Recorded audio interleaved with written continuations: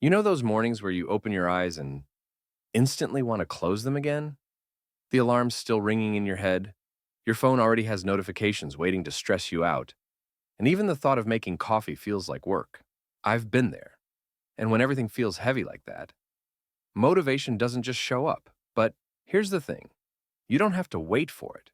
You can create it, even when life feels like it's got its boot on your neck. Let's talk about how. Acknowledge the struggle. First, let's be real. Nobody is motivated all the time. Instagram might make it seem like everyone else is running marathons, eating perfect meals, building million-dollar businesses before breakfast. But that's just the highlight reel.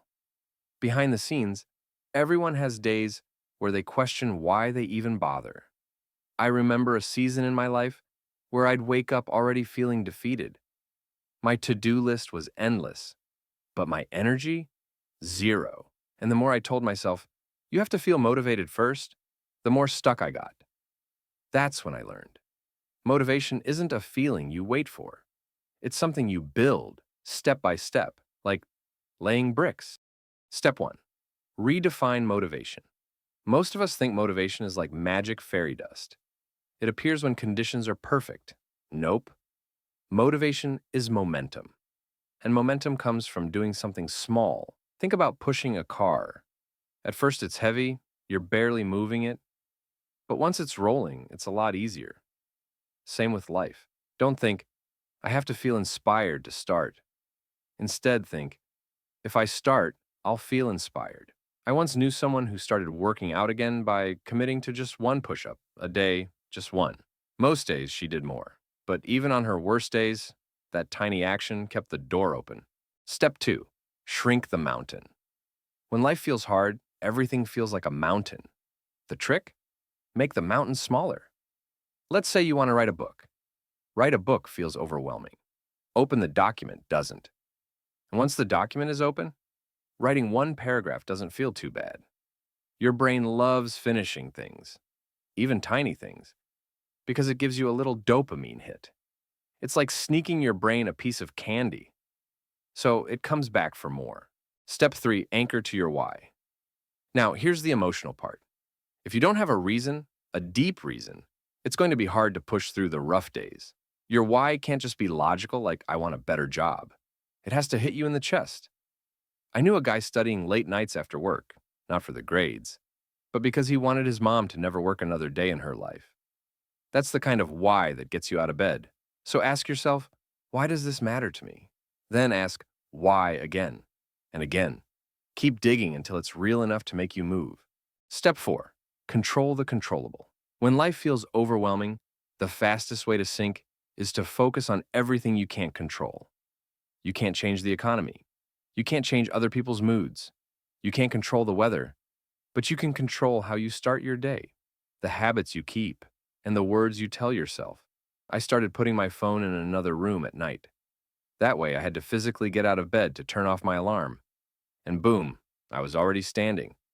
Little shifts like that don't solve everything, but they give you back a sense of control. And that's powerful. Step 5. Get accountability. When it's just you and your goal, it's easy to talk yourself out of it. But when someone else knows, you feel that nudge to follow through. Tell a friend your goal. Post it publicly if you're brave enough. Get a motivation buddy and check in daily.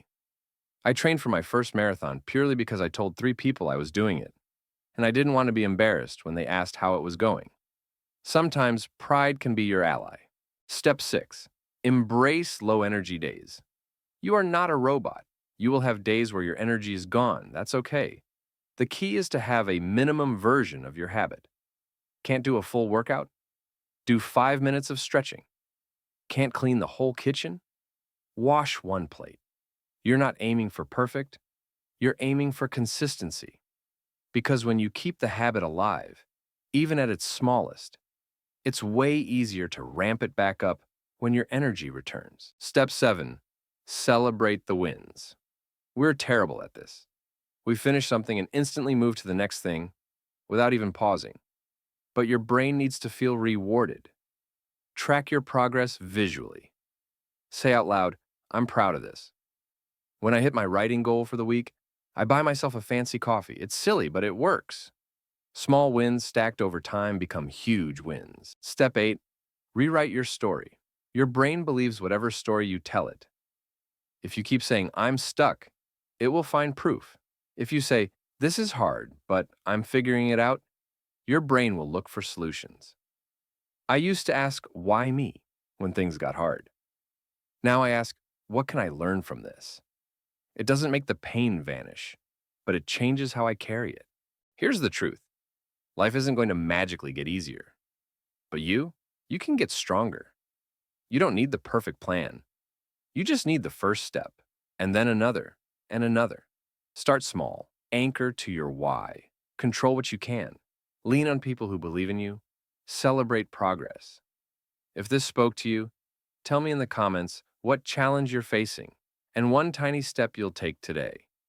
And if you want more like this, subscribe. Because no one should have to face the hard days alone. You've got this. I mean it.